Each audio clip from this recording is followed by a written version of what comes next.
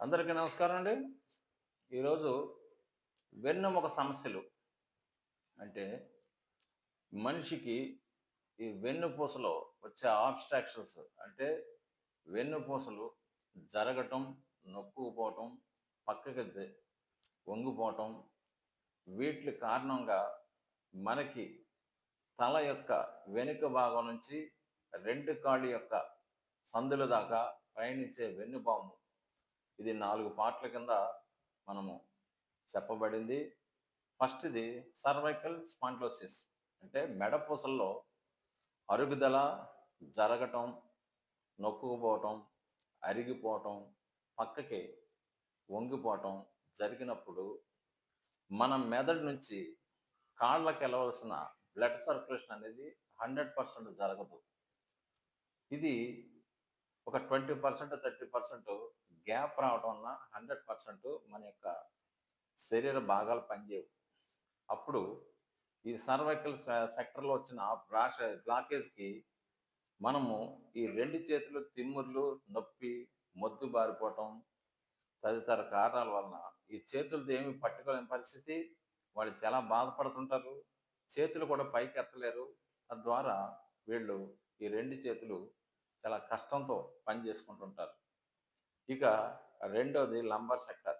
అంటే వీపు యొక్క మధ్య భాగంలో 2 చేతుల ఎముకల గోడ వెనక భాగంలో వీపు మధ్యలో ఉన్న ఈ లంబర్ సెక్టర్‌ని లంబర్ స్పాండిలోసిస్ అంటారు. ఈ యొక్క వెన్నుపూసల్లో గ్యాప్ రావటం, అరగటం, నొక్కుకుపోవటం, జరగటం, పక్కకు వంగిపోవటం. ఈ యొక్క కారణాల వలన కూడా ఇక్కడ బ్లడ్ సర్క్యులేషన్ సరిగ్గా కాక నెక్స్ట్ స్టేజ్‌కి వెళ్ళవలసిన బ్లడ్ సర్క్యులేషన్ వెళ్ళకపోవడం వల్ల L4 రీజన్‌లో కూడా బ్లాకేజ్ స్టార్ట్ అవుతుంది.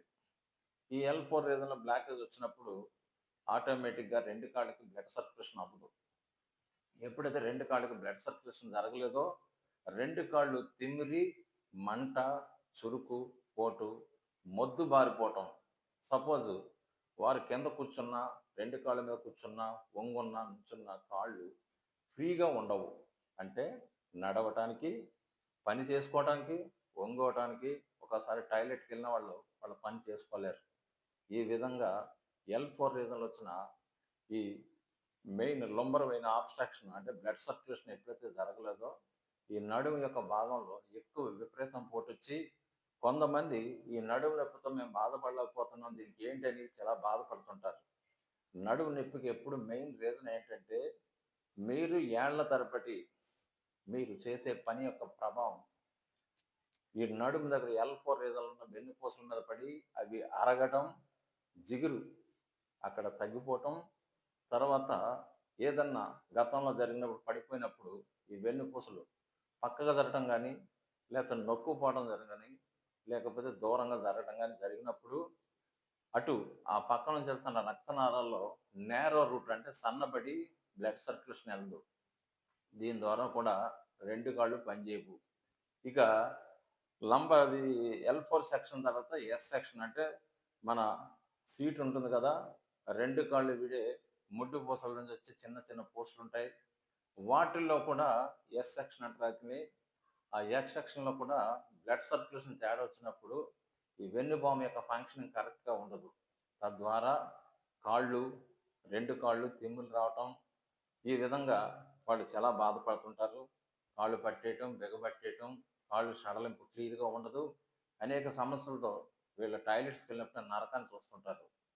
ఇది కాకుండా ఈ యొక్క L4 రీజన్‌లో ఆబ్స్ట్రాక్షన్ ఎప్పుడైతే వచ్చిందో, మన యొక్క బటక్ అంటే సట్ట భాగం నుంచి వెళ్ళిన నరాలు, ఈ యొక్క నరాల్ని సైటిక్ వెయిన్ అంటారు ఇంగ్లీష్‌లో.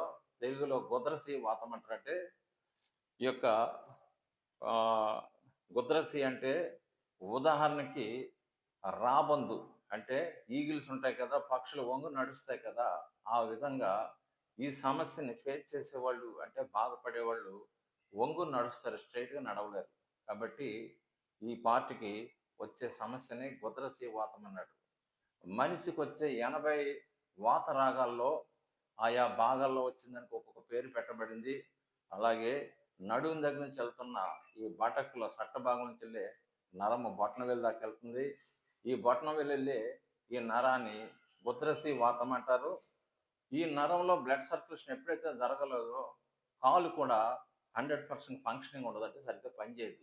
కొంతమందికైతే కాలు నరం కూడా తోడుకుపోయి కాలు గ్యాప్ వచ్చేస్తుంది. 2 కాళ్ళకి కుంటూరు టైప్‌లో నడుస్తారు. ఒక సైడ్‌కి ఏదో కాలు విరిగిపోయినట్టు మళ్ళీ స్టీల్ రాడ్ ఏసుకొని, మళ్ళీ బాక్స్ ఏసుకొని కొంచెం ఒక పక్కకు వంగి ఎలా నడుస్తారో ఆ విధంగా ఈ యొక్క వాతం వలన ఈ నరం దగ్గరికి తోడుకుపోయి కురసొచ్చేస్తుంది. తద్వారా ఏంటంటే వీళ్ళ 2 కాళ్ళు సమంగా ఉండవు.